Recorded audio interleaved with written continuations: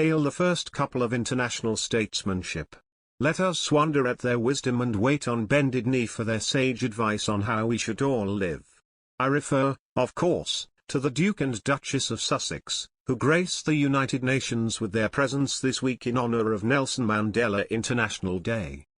Who better to celebrate the memory of a man who managed 27 years in prison than a prince who heroically escaped his own gilded prison of royal castles, adoring crowds and unimaginable luxury.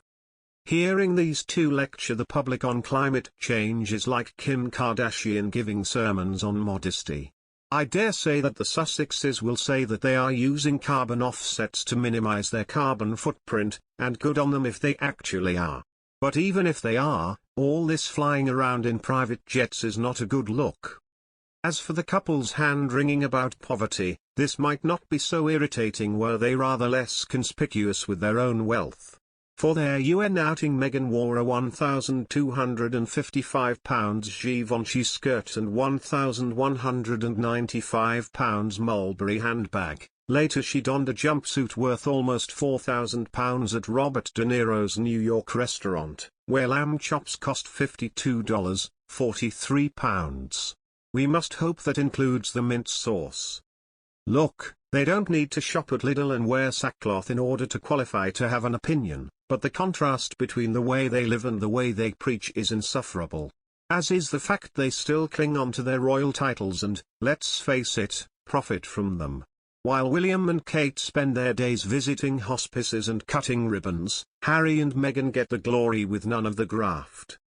I can only hope that at some point Her Majesty will conclude that enough is enough and strip the Sussexes of their royal titles. If they want to stride the world stage like Cut Price Bone Nose, fine, but please keep the name of the British royal family out of it. Prince Harry is facing demands to hand back his Duke of Sussex title after discussing politics at the UN General Assembly on Monday. Prince Harry spoke of the dangers of climate change, the coronavirus pandemic, weaponizing lies and disinformation, the war in Ukraine, and abortion laws in the US while marking Nelson Mandela International Day. Royal correspondent Peter Ford has since explained it is against royal protocol for any family member to share their opinion on politics. He added that Harry should return his title if he wishes to live as a celebrity instead of a royal. Speaking to the morning show, Mr. Ford said, "He did stray into areas where you're not allowed to stray while you hold a royal title. He's always going to be Prince Harry. No one can take that away from him, but he won't always be the Duke. He gets this, but for some reason, he's choosing to abide by it. When you have a royal title you cannot be discussing things like abortion rights no matter what you believe. You are not permitted to do that when you are a member of the royal family. This is a problem because he's in a very grey zone. He kind of is a royal but not really a royal." He added, "People around the world are saying, Prince Harry can say what he wants. He can't. Royal protocol dictates you cannot get political, that's the rule book. Give away the title, hand it back.